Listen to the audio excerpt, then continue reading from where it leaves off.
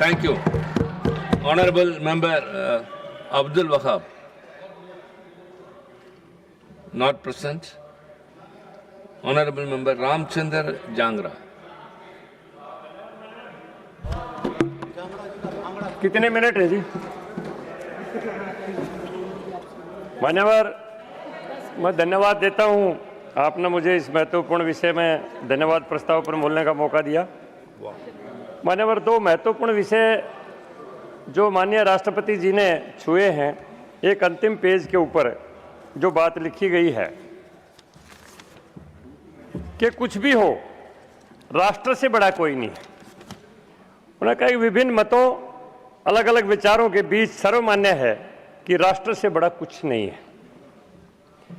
दूसरी बात जो उन्होंने कहा है कि मैकाले की जो पद्धति थी, औपनिवेशिक दास्ताओं के जो चिन्ह थे और जो हीन भावना थी, उससे निकालने के लिए माननीय प्रधानमंत्री जी ने 14 वर्षों में जो प्रयास किए, मेरी सरकार ने उन्हें जो संबोधित किया है, मैं उसी विषय के ऊपर अपनी बात को फोकस करूंगा। 10 मिनट में पूरी हो जाएगी।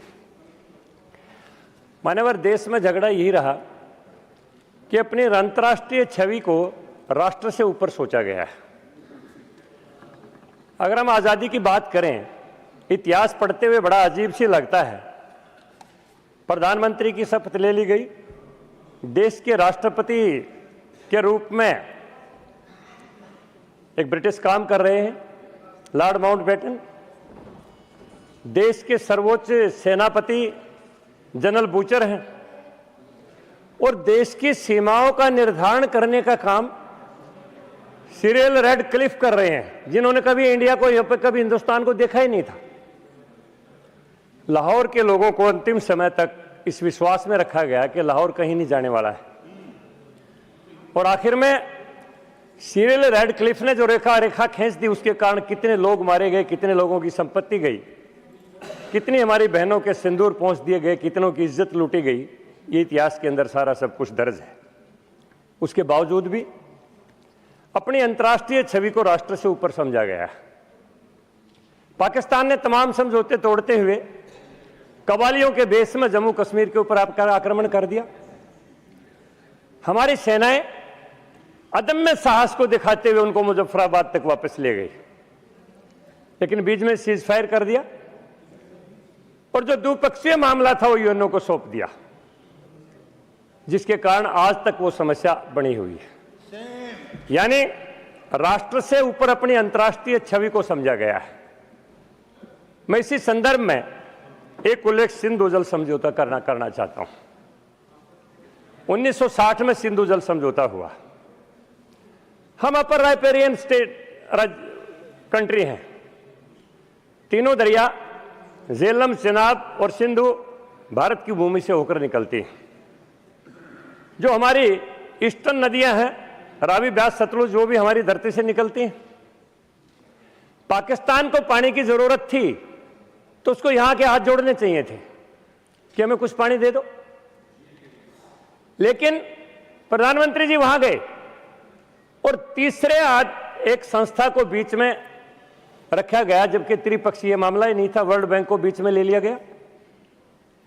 सिंधु जल समझौते में परमानेंट कमीशन का भी गठन हो गया।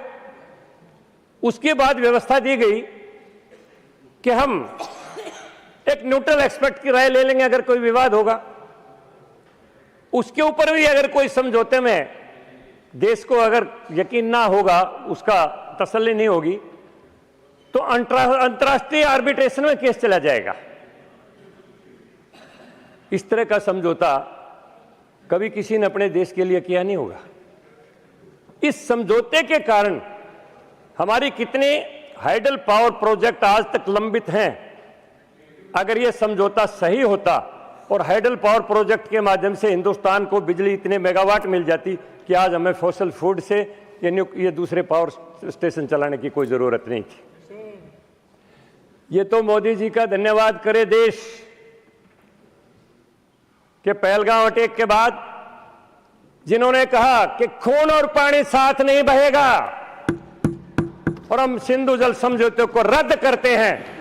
ये साहस भारत के प्रधानमंत्री नरेंद्र मोदी जी ने दिखाया, क्योंकि जब लोग राष्ट्रीय अंतर्राष्ट्रीय छवि बनाने के लिए अपने आप को राष्ट्र से ऊपर समझने लग जाते हैं तो फिर देश का यही हाल होता है।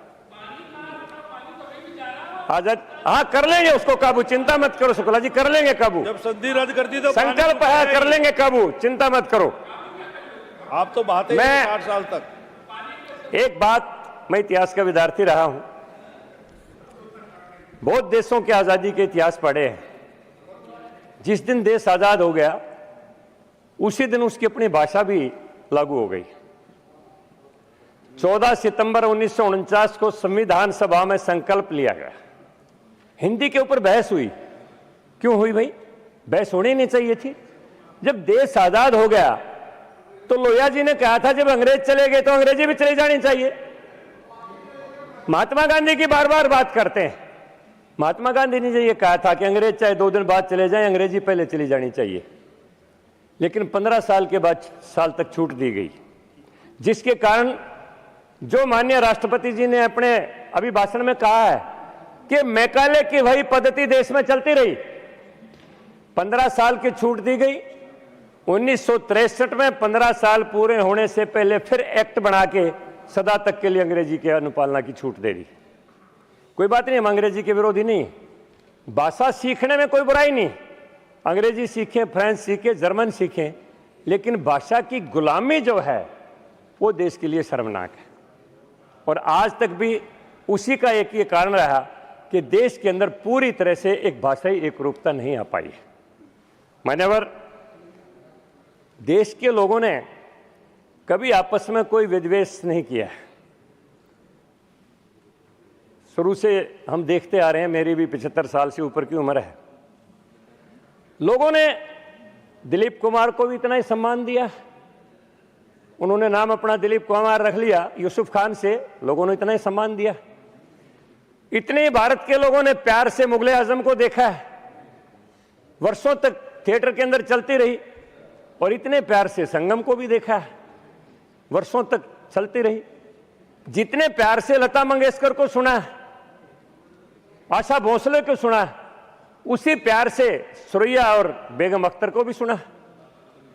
जिस प्यार से संगीत का प्रेम नौशाद से किया है, उसी प्यार से एस डी बर्मन से भी किया। लोगों में कोई आपस में विद्वेष नहीं था, लेकिन वोट की राजनीति, तुष्टीकरण की राजनीति जो थी, उसी ने देश के अंदर विद्वेष पैदा किया है कि राष्ट्र से ऊपर कुर्सी होनी चाहिए, सत्ता होनी चाहिए, राष्ट्र कहीं भी जाए लेकिन हमारी सत्ता बनी रहे। इसलिए देश के अंदर यह पैदा किया गया माहौल कि हिंदू मुसलमान आपस में लड़ते रहे। मान्यवर महोदय, बड़ी अचंभे की बात है, हमारे आराध्य देव भगवान श्री राम जी का मंदिर अयोध्या के अंदर बनता है, कुछ लोगों को तकलीफ होती है। और जब एक देश के ऊपर जो कलंक है, बाबर जो देश में अग्रेसर था, जिसने हमारे हिंदू कल्चर को नष्ट करने की लाख कोशिश की, हमारे मंदिरों को मिटाया, हमारी कल्चर को मिटाने की कोशिश की, और जब बाबरी मस्जिद के ऊपर कार सेवक जाते हैं तो सरयू नदी को लाशों से भर दिया जाता है, केवल मात्र एक वोट बैंक को खुश करने के लिए। ये देश के अंदर चलता रहा है। मान्यवर, हम ये कहना चाहते हैं कि देश ने बहुत त्रासदियां झेल ली हैं, लेकिन आज देश प्रगति के रास्ते के ऊपर है, देश विश्व गुरु बनने के रास्ते के ऊपर है।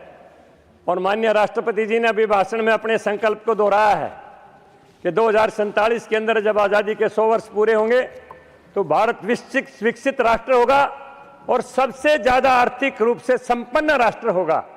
इस संकल्प को दोहराया गया है और उसी संकल्प को पूरा करने के लिए सारी की सारी योजनाएं बनाई गई हैं।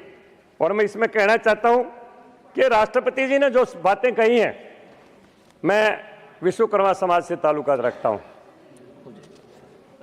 और जब तक देश के अंदर निर्माण नहीं हो पाएगा, जब के अंदर देश के अंदर कौशल रोजगार नहीं आएगा, कितने दिनों तक एक क्लरिकल एजुकेशन का एक फंडा चलता रहा। ये भारत सरकार ने 15,000 विद्यालयों के अंदर, 500 महाविद्यालयों के अंदर शिक्षा को टेक्निकल एजुकेशन के साथ जोड़ा है। क्योंकि मेरे पूर्व अपने मुरली मिलन देवड़ा जी बोल रहे थे कि भारत सबसे ज्यादा बड़ा युवाओं का देश है और मेरे युवाओं को जिस दिन उनके हाथ में स्किल होगी उस दिन ये पूरी दुनिया के ऊपर भारत छा जाएगा। मान्यवर, मैं समय क्योंकि नहीं, बहुत लंबी बात करनी थी, लेकिन एक बात कह के मैं अपनी बात को समाप्त करूंगा कि भारत ने जो अब तक इतिहास के जमेले झेले, देखिए 62 तक गोवा पुर्तगाल के अधीन रहा, 1976 में सिक्किम मिला, लेकिन आज भारत पूरा का पूरा एक संगठित देश है और पूरी राष्ट्रीयता से ओतप्रोत देश है। इसमें सभी लोग मिलके राष्ट्र की एकता और अखंडता और इसके विकास के लिए हम सब काम करें। यही आह्वान माननीय राष्ट्रपति जी ने कहा है कि मतभेद हो सकता है विचारों में, मन भेद में ना ले जाएं और राष्ट्र की उन्नति के लिए काम करें। इन्हीं शब्दों के साथ मैं इसका प्रस्ताव का समर्थन करता हूं। Thank you Jangra ji, thank you very much. Next is honourable